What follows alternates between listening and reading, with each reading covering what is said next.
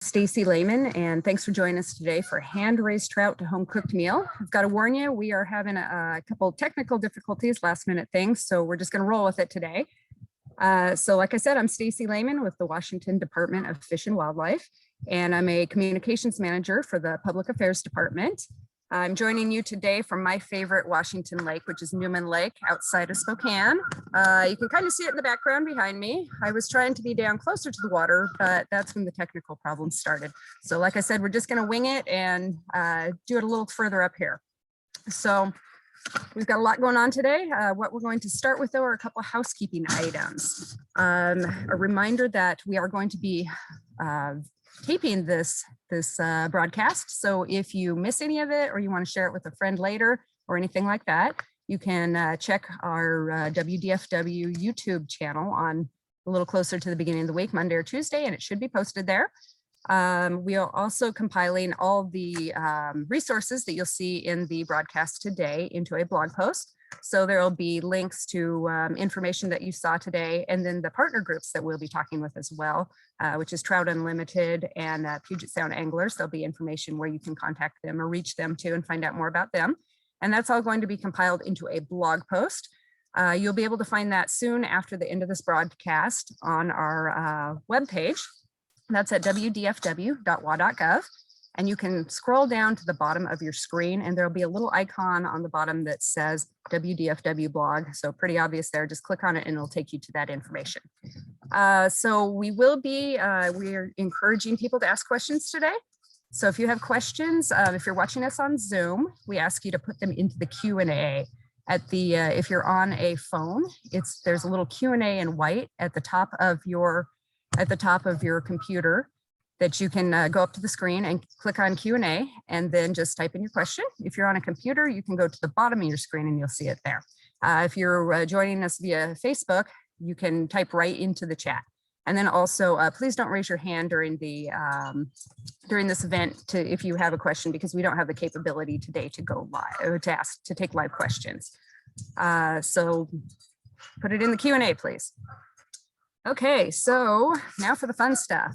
We're going to take you on a virtual tour of the state today, starting here in Eastern Washington. There's the lake behind me again. I just want to show everybody how beautiful it is out today. So Eastern Washington, Newman Lake, but we're also going to see some lakes, some other parts of the state today.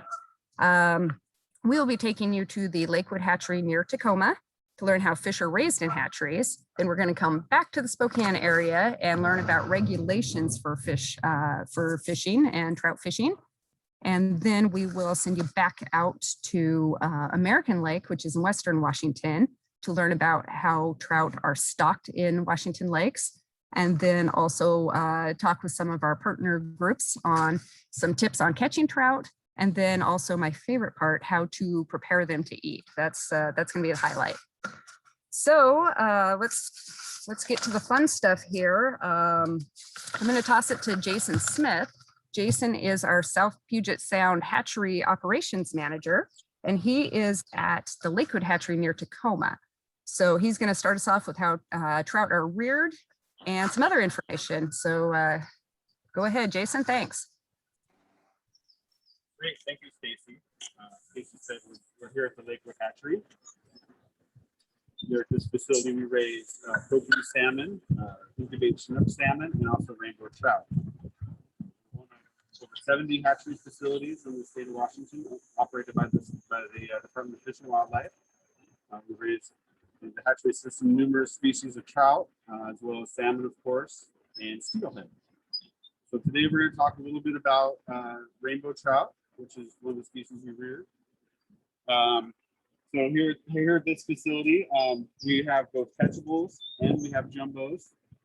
These fish are reared here at the hatchery. We get them as eggs and then we hatch them. Most trout facilities are raising these fish anywhere from 16 to 20 months to grow them to size. A lot goes into it. Basically, initially, we start out by feeding 8 times a day with the baby fish. They're about an inch long. We grow and grow and grow those fish up until they're, like say, catchable or jumbo size. Basically, the way it happens is we'll seed these fish. We'll start them out in small rearing vessels. about 10 inches deep, and we start feeding with that at that time. When they're small fish, we basically start them out on like a small powder of feed, really small, just to make sure we can get all the small fish a little bit to eat. As they grow older, they become quite a bit larger. We go up through different feed sizes up until we reach a larger size of fish pellet, which is about that. We feed these to our catchables and jumbos. Now, this fish feed, in general, one of the questions we often get is what is in the fish feed? Basically, what they do is they use a fish meal and a fish oil, and you put that into the pellets, and then they use like a binding agent, which is usually wheat, and they basically grind all that together and then form it into these different size pellets for us. Basically, at these salmon hatcheries or trout hatcheries, the public is more than welcome to come visit. Most of the facilities are open 8 hours a day. There's 70 of them throughout the state, 70 different hatcheries. So there's more than likely one close to you. And we would encourage you to reach out to them directly or to stop on in and come see the fish. At this particular facility, we've gone through, we've planted a fair amount of our catchable fish already this year. We have about 3 more weeks of plants to do, so there will be plenty more fish going out the rest of the month. And if you want to take a look over here in this pond, we have these ones are jumbo fish. They're about a pound a piece. And so, like I said, it takes about 16 to 18 months to get them to this size. That's feeding them daily, that's cleaning up after them, vacuuming the ponds, treating them if necessary. And then at the end of the day, we get large catchable trout. We have already loaded up the truck today, and we took a load of fish out to American Lake, which I believe we'll see here in a little bit. Like I say, we'll do this process 20, 30 times throughout the month. And some facilities are planting fish, 10 months out of the year.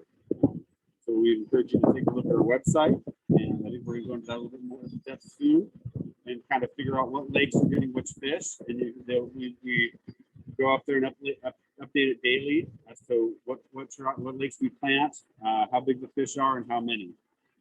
So yeah, so I was going to kind of show you a little bit about these fish. So they may be hard to see, but I was just going to throw some of this larger pelleted food at them and see what happens.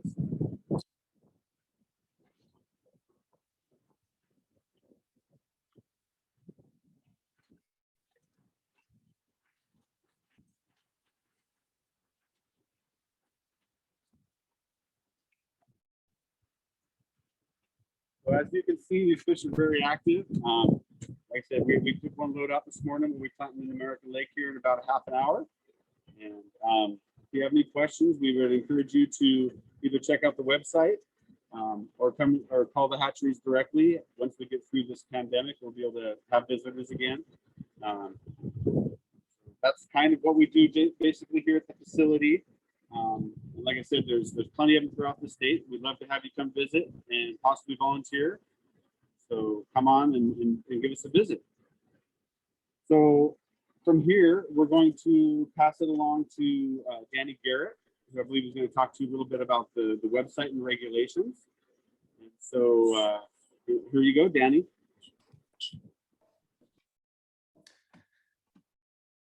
Thank you very much. Happy to be with all of you. I'm Danny Garrett, the lead warm water. Let me turn my video on. And let me share my screen.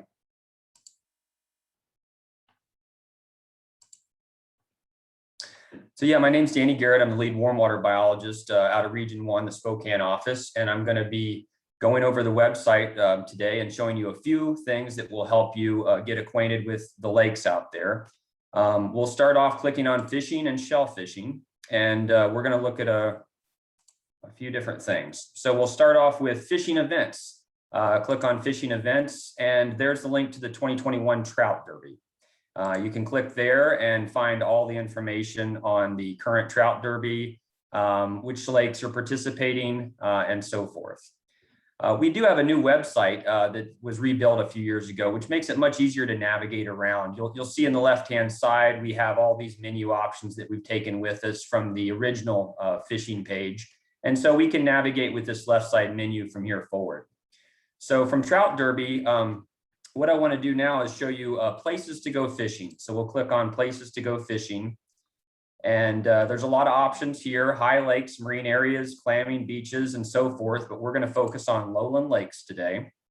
And this was formerly known as our Fish Washington search engine. It has all of the original information that website had. We just rebuilt it for our new website. And this search engine is really handy. You can search by species or county. I'm going to use Martha Lake as an example today. So we'll type in Martha. And there's actually 3 different Martha Lakes in this state. And we'll look at Martha Lake Alderwood Manor, which is right by our Mill Creek office in Region 4. One of the nice things you'll notice right up front here is that we have the Trout Derby information, which fish have been caught, and it looks like there's 6 prizes left to be claimed on this lake. So you'll find some Trout Derby information right up front. I particularly like the map. The map is really nice. It gives bathymetry lines for a lot of these lakes, and you'll also see the boat launches indicated with these brown dots here. This is currently being worked on, and these map features are only going to get better with time. You'll also see a nice little paragraph or 2 about the lake, descriptions on what you might catch, other information related to whether you can fish with 2 poles, water access, and then species you might catch. And I imagine a lot of you listening in are going to be targeting rainbow trout. So we'll click on rainbow trout. And these are our species pages, which give you a little bit more information on each species, state record. There's a nice description. And then if you get down to the bottom where it says how to fish, there's a prospects calendar giving you the best times to target this species throughout the year. Now, keep in mind, this is a prospects calendar. This doesn't reflect the regulations. Martha Lake Alderwood is an opening day lake that doesn't open to the last Saturday in April. But we'll go over the regulations here in a bit when we look at the Fish Washington regulations application for your phone.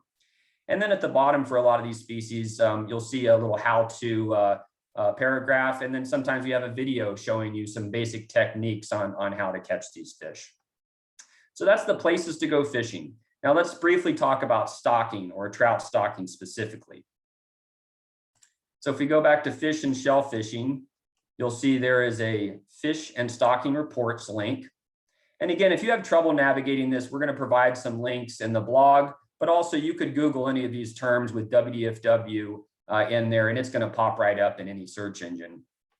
So we'll click on fish stocking. And there's 2 things I want to mention: the catchable trout plant reports and our big statewide hatcheries, trout, and kokanee stocking plan. Now, the big plan has a lot of information, but it does cover some things that the catchable trout plant report doesn't reflect. So let's start with catchable trout plant reports. Now, as most of you know, our catchable trout are fish that are large enough to be caught and eaten as soon as they're planted. These are a lot of the fish we put out for opening day, and they're generally 8 to 10 inches in size. And the latest stocking of these fish is updated every week, and you can see the schedule for what day of the week this is updated. And so we can search for any lake we want, and let's just, for fun, we'll use Martha Lake today as our example. So we'll scroll down to Martha Lake Alderwood Manor in Snohomish County. We click search, and there we go. So they were planted. Martha Lake received over 7,000 catchable trout at 2.2 fish to the pound, just in time for opening day on April 13th out of our Arlington fish hatchery. Now, this fish per pound can confuse people. If you're curious about the size of the actual fish, just take 1 and divide by 2.2, and you'll find out that these 8 to 10 inch fish are just under a half a pound when they're stocked. So let's talk about this annual statewide hatchery trout and stocking, or excuse me, annual statewide hatchery trout stocking plan. So we'll click on it and we'll go to 2021 and we'll download this document. And the reason this document is important, and it's got a lot of information, is we plant a lot of fish besides catchables, especially in Eastern Washington, to drive these fisheries. If we look here at Asotin County, we'll see several ponds here, and you'll see that they receive quite a few catchables in the springtime. And this will show up on our Catchable weekly report. However, if we scroll down to, let's say, Chelan County, and let me zoom in a little bit here. For Antillon Lake, you can see that it's managed differently. It receives brown trout and tiger trout, and those fish are put, grow, and take, which means they're stocked at a much smaller size, need to grow in the lake for a little bit in order to be large enough to keep. And so there's 2,000 brown trout and tiger trout that are stocked in the fall at an advanced size. And then it receives fry and fingerling plants in the spring as well. So this lake, you're not going to see this pop up on the Catchable Trout Weekly Report, but it is very much managed for trout, and you'll see that reflected in the statewide trout and kokanee plan. So the Catchable, if you are fishing on catchables in a lake, I think the Catchable link is a great way to go. But if you have a lake that doesn't necessarily fit that prescription, check out our trout and kokanee stocking plan, and you'll see all the different sizes of fish when they're stocked. And then maybe call your local district biologist and have a conversation about it, because there is several different management schemes out there that provide great fisheries across the state. So that's about it for me and places to go fishing. We'll circle back to me a little bit later, and I'll go over the Fish Washington regulation application with y'all. Thanks, Danny. That's really great information, and we can't emphasize enough like how important some of those regs are. Another reminder, though, is that even though our offices are closed, we do have fabulous customer service folks who are always available to help with your fishing questions as well. You can always, if you can't find something in the regs or digging around online, you can call your regional office, DFW office, and customer service there is always willing to help and can, if they don't know the answer, they can find an answer for you. So let's toss it back out again. We're going to this time go out to American Lake in Western Washington's Pierce County. John Pahutsky is with WDFW. He works extensively with our youth fishing programs, and he's out at American Lake, and he's going to start by showing us how fish are stocked in Washington lakes, which is pretty cool if you haven't seen it before. And then he's going to toss it over to some of our partner groups. We've got Trout Unlimited and Puget Sound Anglers standing by, and they're going to talk a little about some tips on how to catch trout, and then also how to handle them if you're catching and releasing to make sure that you don't hurt them. So let's toss it out to American Lake.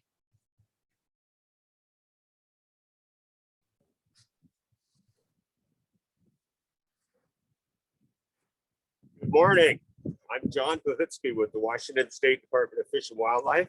We're at American Lake, City of Lakewood Park and Boat Ramp in Lakewood, Washington, and American Lake in the background. We have the hatchery truck from the Lakewood hatchery.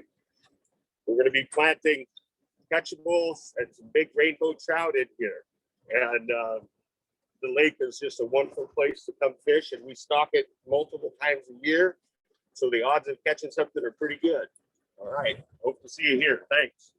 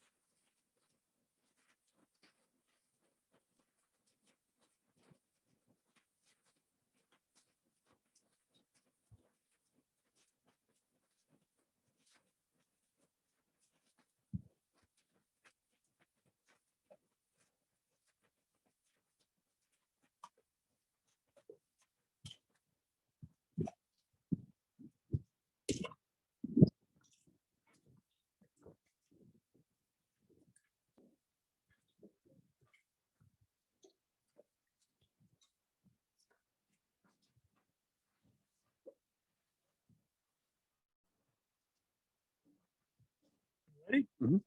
Good morning. My name is Alan Morrow. I'm with the South Sound chapter of Puget Sound Anglers. Puget Sound Anglers is a organization predominantly found in the Puget Sound Basin, although we do also have chapters in Westport and in Southwest Washington. We're a recreational fishing organization. We believe that fishing is an important part of our culture and way of life. We also believe that fisheries should be managed for conservation as well as providing us with recreational opportunities.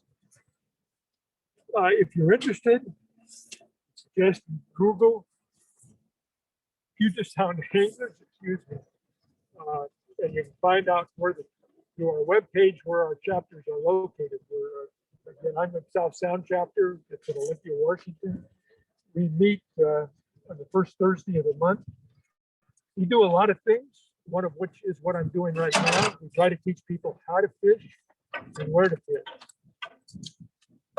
If you're interested in becoming a fisher person, you need to find out the information that Danny just gave from the state perspective. There are also clubs throughout the state.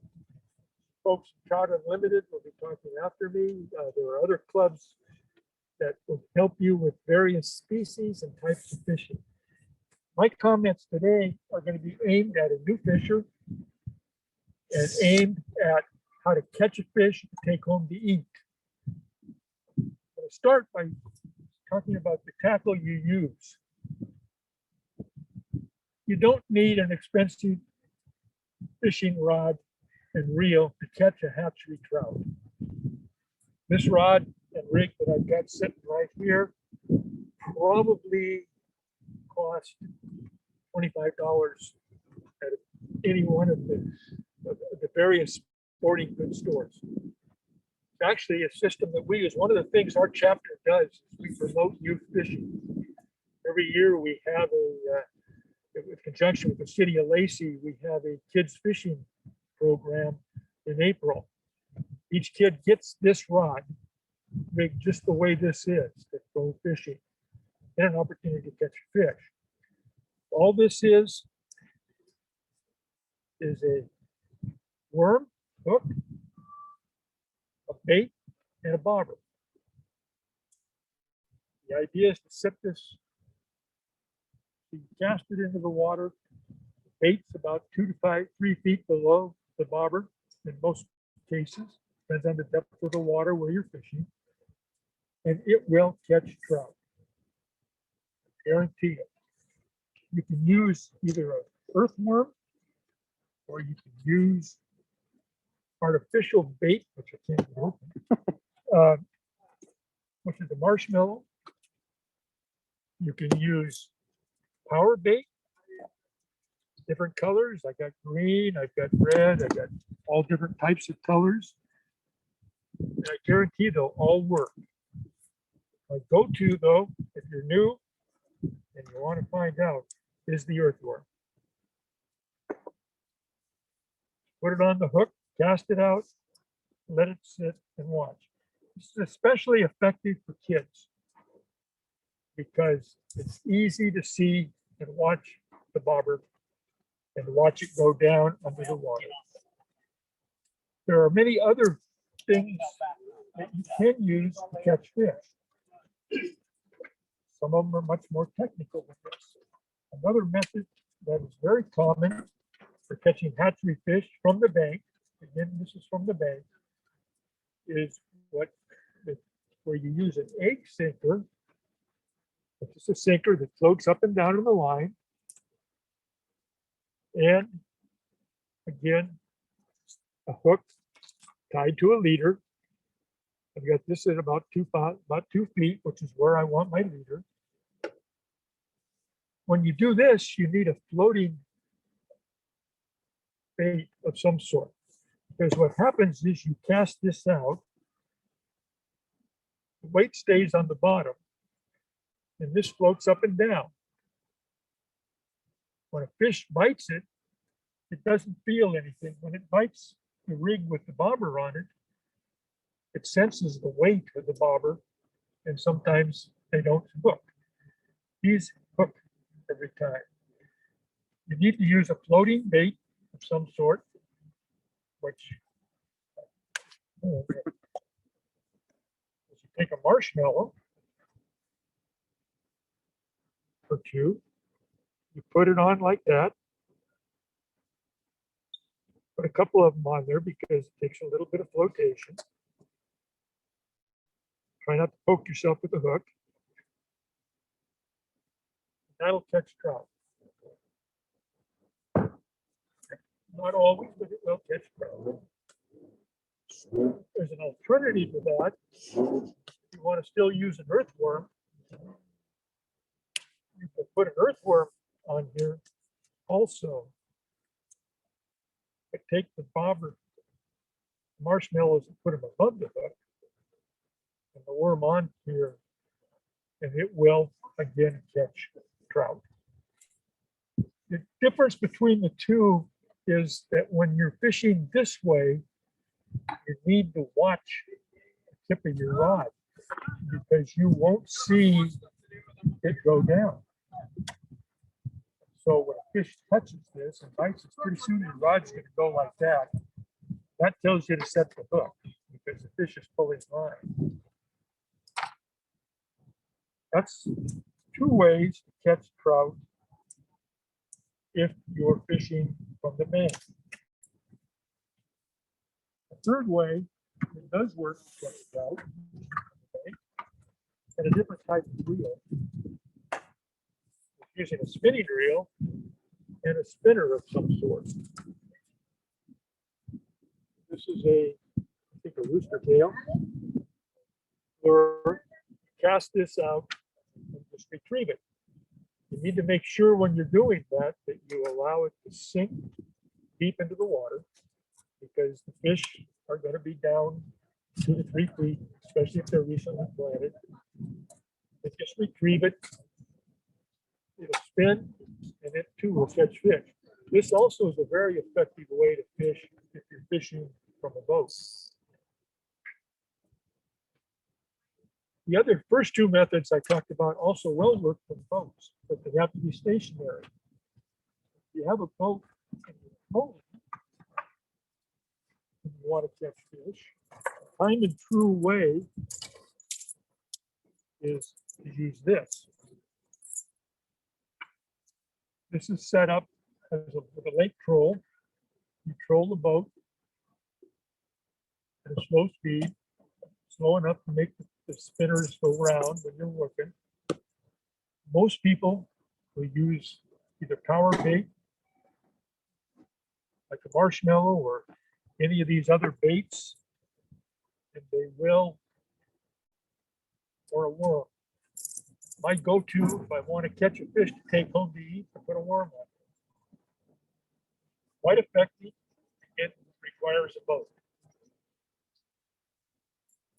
That's 3 ways. I think that's 3 ways. That's catch rain, catch trout. There are other ways you can use. Tell us one afternoon. Trout Unlimited, most of them are fly fishers. You'll see them using a rod and a reel that looks like this.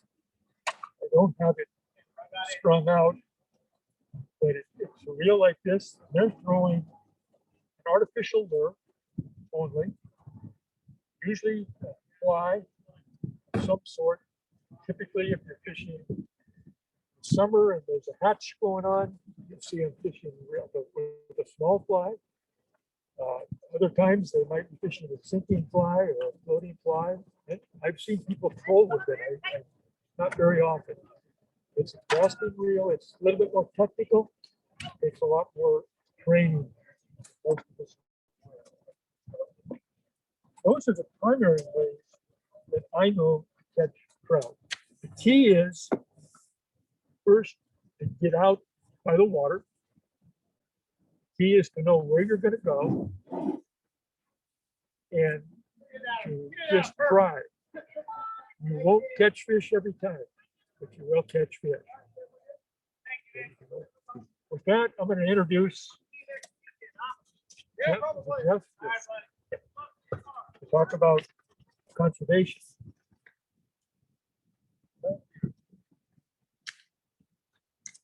Hello, my name is Jeff Norman, and I belong to Trout Unlimited. I'm going to be talking to you about some conservation efforts. I belong to the Three Rivers chapter of Trout Unlimited in East King County. In addition to Trout Unlimited, I belong to the Overlake Fly Fishing Club, which is in the same area. I belong to Fly Fishers International and also Washington High Lakers. These are examples of organizations that each help to preserve and protect quality fishing environments. Trout Unlimited is the largest cold water conservation organization in the US. And the focus is protecting, reconnecting, restoring, and sustaining our cold water resources. It is science driven. We have chapters nationwide, very often focused on river cleanups and restoration of habitat. Fly Fishers International joins our conservation efforts. Overlake Fly Fishing Club is an example of a club that volunteers and donates funds for conservation efforts. Three Rivers chapter of Trout Unlimited participates in tribal riparian native plant riverside restoration projects, removing invasive species, replacing them with native species that will provide proper shade and cooling to trout and salmon, and also attracting the types of insects that terrestrial insects that will then become trout and salmon food as they fall into the water. We lead an annual cleanup of the Cedar River, and our major focus is on the protection and restoration of the Lake Sammamish Kokanee. Lake Sammamish is just north of I-90 near Issaquah. You can see it as you drive by. Kokanee are a landlocked cousin to the sockeye salmon. Our motto is save our little red fish. And I encourage you to watch the video Spawning Grounds. And WDFW will post the links to all of these clubs and the documentary. Lake Sammamish once had abundant native populations of kokanee. And over time, that population has steadily declined. Historically, the kokanee are very important for the Snoqualmie people, the local tribe, as a food source and within their culture. This population of kokanee are now endangered. We have problems with non-native species in the lake, both fish and plants that endanger the kokanee. There's been spawning habitat degradation over the years, urban encroachment, and compromised levels of oxygen in the lake. And all this has led to a multi-agency, tribal and municipalities effort to save the kokanee. Much work has gone into improving the habitat of the spawning streams and to assure the preservation of the genetic strain of these unique fish. The Washington High Lakers focus on and promote quality alpine lake fishing in the Cascades. So if you're interested in fishing in the mountains, the High Lakers have a very strong presence there. They also help to preserve the alpine lake environment and surrounding lands. High Lakers conduct alpine lake fish surveys for the Washington Department of Fish and Wildlife. And with these surveys, We provide data that helps to inform lake management decisions. Remember that the fish in alpine lakes got there by stocking, either by being carried in a container in a backpack, thank you trailblazers, or by horse or mule, or by aircraft. And there have been lots of citizen volunteers doing this since the 1930s. Wherever you fish, there's always something you can do to help with conservation.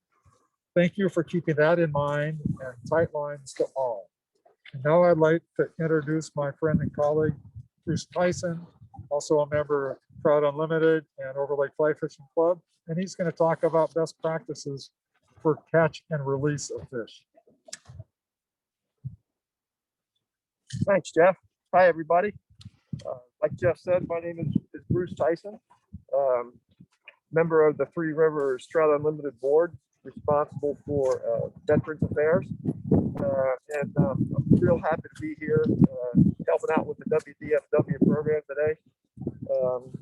I've been an angler all my life, which is quite a long time now. So as long as I was old enough to hold a rod, I've been fishing for some sorts. And a very important part of being an angler is knowing how to properly release fish. So we're going to spend a little bit of time this morning and talk about keeping them wet. First of all, I'm going to review 3 principles to keep them wet.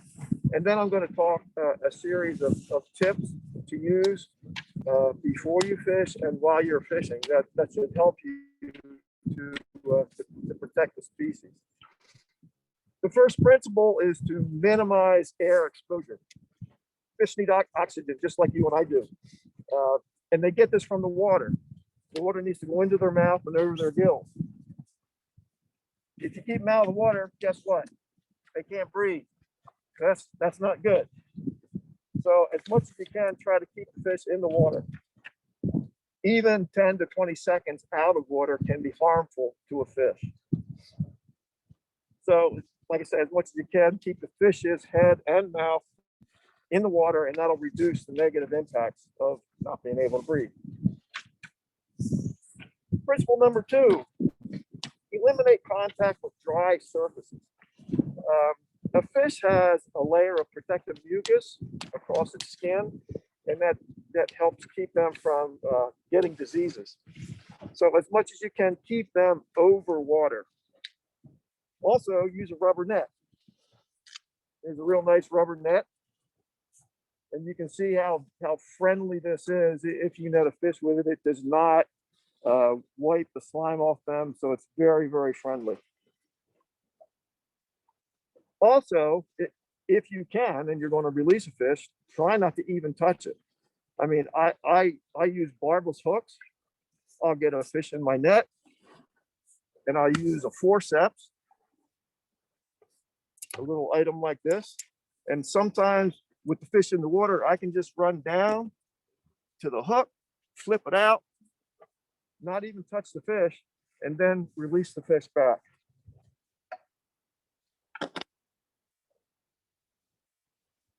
The third principle is to reduce the handling time. Fish are wild animals, and whenever you catch a fish, you're putting stress upon the fish. It can sometimes take hours for a fish to recover, to get back to normal again. And even if they swim away just fine, they're not always just fine. As an example, I did some bone fishing in the Bahamas a few years ago, and you fish for bonefish in shallow water, and there's always sharks laying around. Not big ones, 4 or 5 foot lemon sharks, black sharks. And I had caught a nice bonefish, brought him to hand, took a picture, released the fish, and I turn around and walk away, and all of a sudden, a big explosion.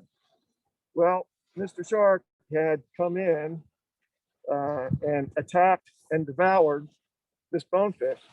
And they do that because the fish had not fully recovered.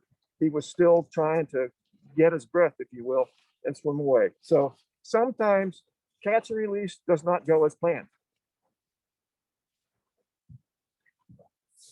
Now I'm going to talk a little bit about tips. First of all, before you go fishing, look at the rules and regs. Washington it's a little complex when it comes to rules and regs. There are so many different waters, ponds, lakes, the sound, the ocean. So make sure you know where you're going and check the regs for that specific area, because some places you have to release fish. Some places you need to use a barbless hook. Some places like you cannot take a wild steelhead out of the water. They need to be kept in the water. So lots of different rules and regs. Make sure you're aware of them. And also think twice about going after spawning fish. I mean, spawning fish kind of congregate together. They're kind of aggressive. So you want to avoid fishing for spawning fish whenever you can. And also avoid warm weather. When the water warms up, the oxygen content goes down, and it puts a lot more stress on the fish. So if you're fishing the Yakima in the middle of summer and the water is 70 degrees, you catch a fish, odds are when you release that fish, it's probably going to die. So avoid warm water as much as possible.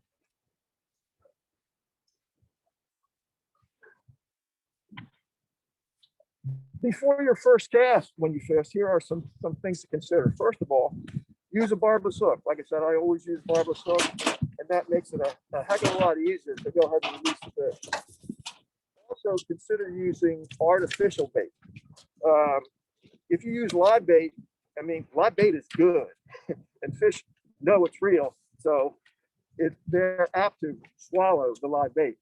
And if they do that, you catch a big old crappie with a big old worm, and the hook is halfway down his throat.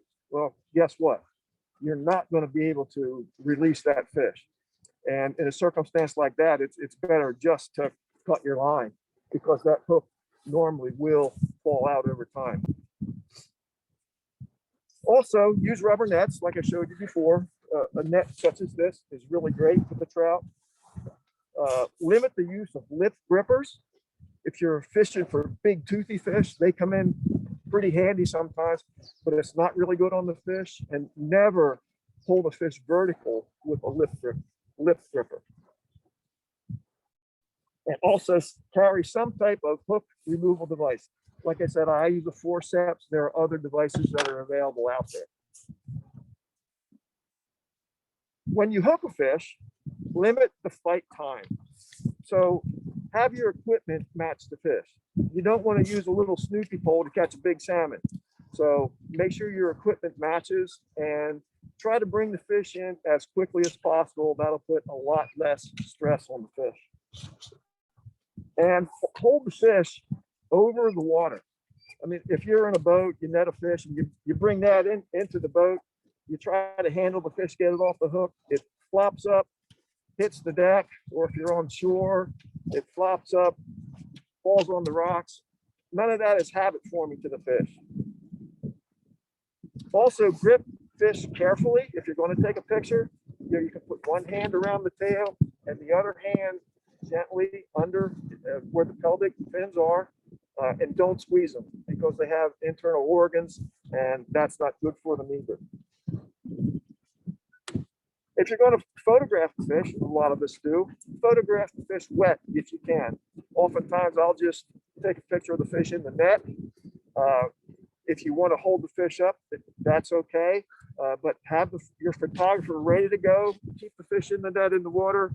And when you are ready, go ahead and pick the fish up, take a quick picture, limit exposure to less than 10 seconds, drop the fish and let him swim away. And only revive a fish if he can't swim. If you're trying to release a fish, sometimes they'll list over or they'll turn upside down.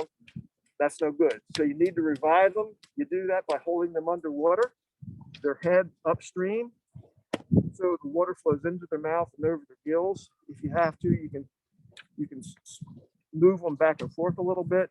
to make sure that they revive. And then the fish will let you know when he's ready to go. He'll just swim away.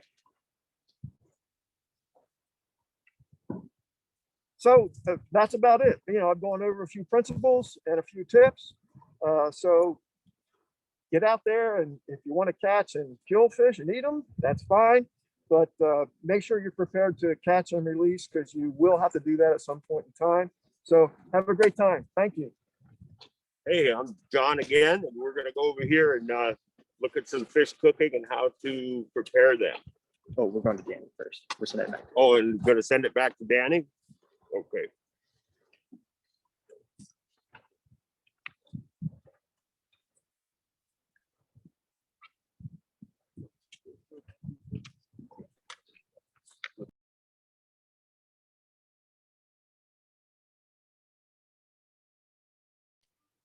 Can you hear me okay? Okay. Chime in if you can't see my screen.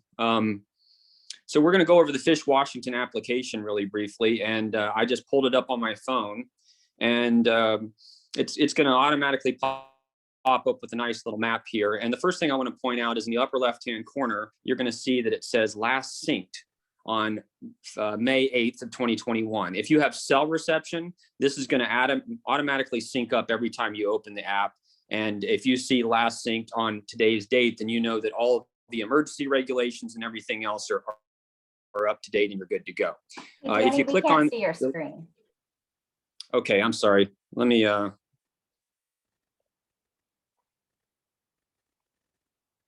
try this again.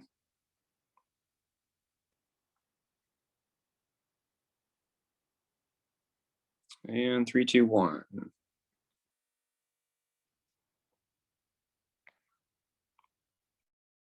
Okay, how about now? Yep, we can see it now. Okay, sorry about that, folks. So yeah, you'll see in the upper left-hand corner in very small print, it says last synced on the 8th of May. This will update every time you open the app and you know that all the regulations are current. There's a little menu option on the left. You can open that and you can see there's a lot of nice little links here to emergency rules, statewide rules, a glossary, which is always nice if you get confused on your terms. Health advisories, so on and so forth. I won't go through all the menu options, but you can play around with this and it's pretty easy to navigate. The main thing of this app is that you have this really nice handy map and you can search for lakes in one of two ways. One way you can just zoom in on a lake. Here we are zooming in on Banks Lake, which is right in the middle of the state. It's easy to find. You'll notice on this map, we also have boat ramps indicated with these icons, so that's really helpful. And this lake layer is pretty advanced. It's got every little river and stream and ditch in the state, so it's a pretty advanced map layer.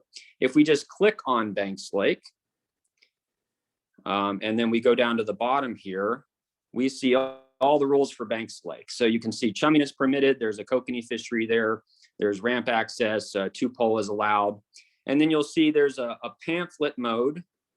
And if you have it in pamphlet mode, it's going to show all the rules for all the dates throughout the year. If you take it off pamphlet mode, it's only going to show you rules that currently apply to today's date. So we'll leave it in pamphlet mode. And you can see some special rules here pop right up for game fish like crappie and perch that have limits and a minimum size for crappie. And then all other game fish, if you click on other game fish, pop up there. And the reason these are all listed here is all of these other fish fall into statewide general rules. So if we click the trout species, we can see in lakes, ponds, and reservoirs, there's no minimum size and a daily limit of 5 fish.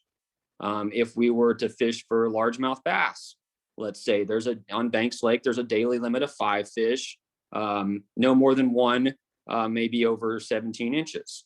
And only largemouth less than 17 and over 17 may be retained.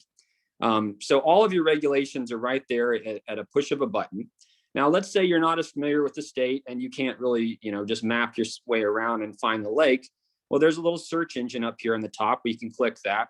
And let's go back to Martha Lake, what I was showing you earlier on the website. So we click Martha and all the Marthas pop up, and we'll click Martha Lake, Alderwood Manor. And it takes us right over to Snohomish County and right to the lake. And we see the boat launch there, and we click on the lake. and click down at the bottom. And Martha Lake is, you can see the season is for Saturday in April to October 31st. So it's not open year round. It's one of our opening day lakes, which means it opens the opening day of trout fishing season for Saturday in April. If we click all game fish, all the regulations pop up. And similar to Banks Lake, for trout, it's statewide general rules, daily limit of 5 fish with no minimum size. So all the lakes will be a little different. We have year-round lakes, we have opening day lakes.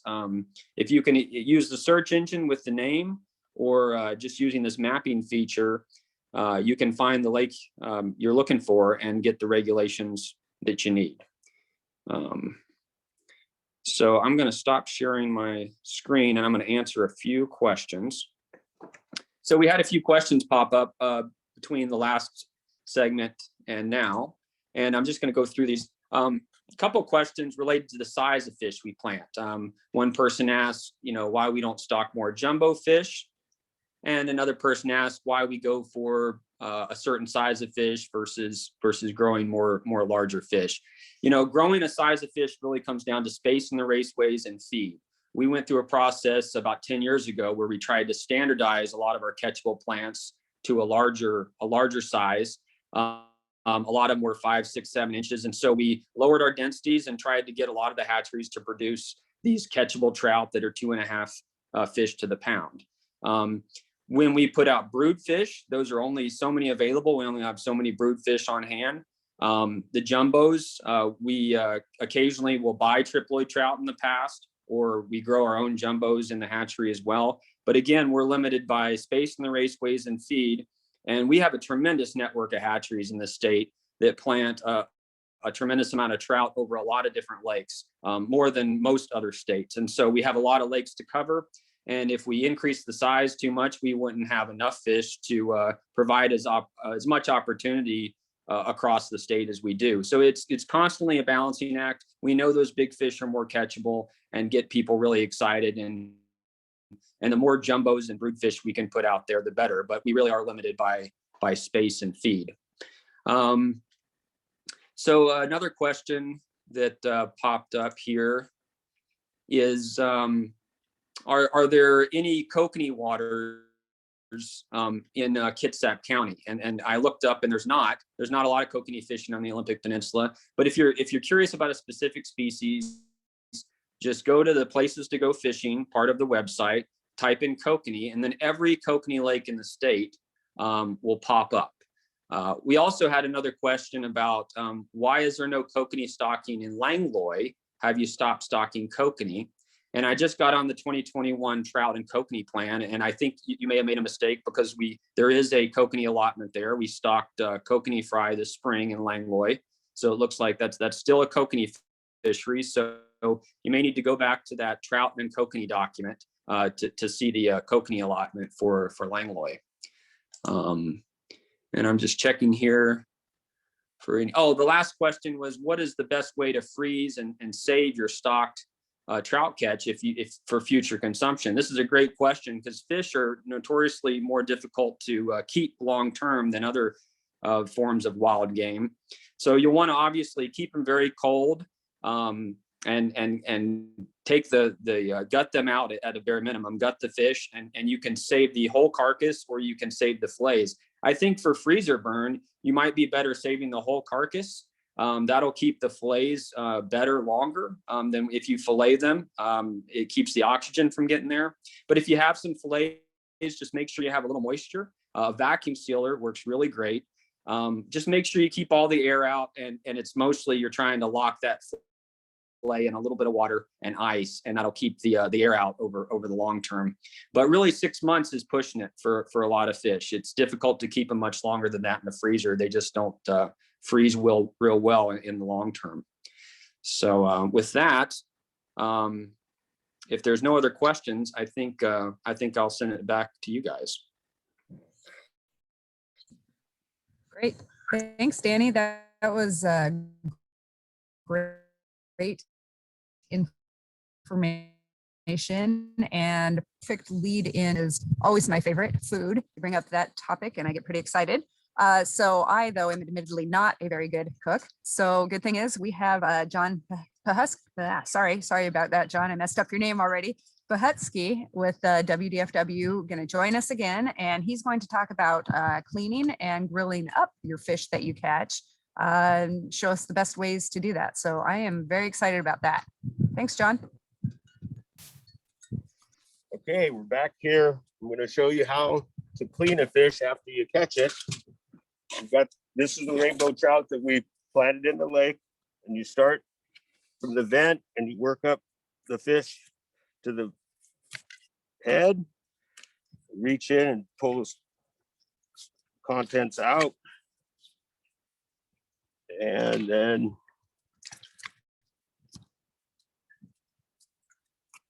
you can wash that all out. And if you want, you can remove the gills.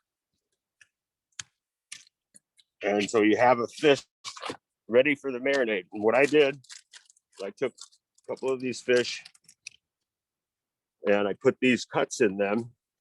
And then I put 1/3 of a cup of soy sauce, 1/4 teaspoon onion powder, and some fish seasoning in the bag with the liquid. And let that in your refrigerator overnight. So this is just the way you make these little incisions. And what that does, that lets that flavor go down into that beautiful trout meat. Okay, now I'm gonna throw one on the barbecue. And usually I use a little bit of olive oil on the grill so it doesn't stick. Turn that on about medium, about 5 minutes on the side. And the bigger fish maybe a little bit longer. And here's some of the meat that's been cooked. And you can see it's pretty well cooked all the way through. Make sure you cook your fish well. Then enjoy. And I just wanted to let you know about other fish in American Lake. There's warm water varieties fish in here, smallmouth bass, yellow perch, there's brown bullhead, and rock bass. And so there's all kinds of opportunities in American Lake to catch fish. And we would really love it if you'd come out and give it a shot. And thank you guys very much for attending, and we'll see you on the lake. Thanks, John. That looked fabulous. I am starving now, of course. John has a good point, though. Not there are a lot of other options as far as fishing. So maybe trout aren't your thing. There's bass, there's perch, there's crappie. This lake where I'm at, Newman Lake here in Eastern Washington, is known for its tiger muskie. So whatever you like to fish for, you can branch out, get the basics down, then you can branch out. So with that, it's getting close to lunch, and seeing John's food there is making me hungry. So we'll wrap up. But before we go, a couple of reminders. The video from this broadcast will be available early next week on the WDFW YouTube channel. So you can share it with friends or just review it again if you forgot anything.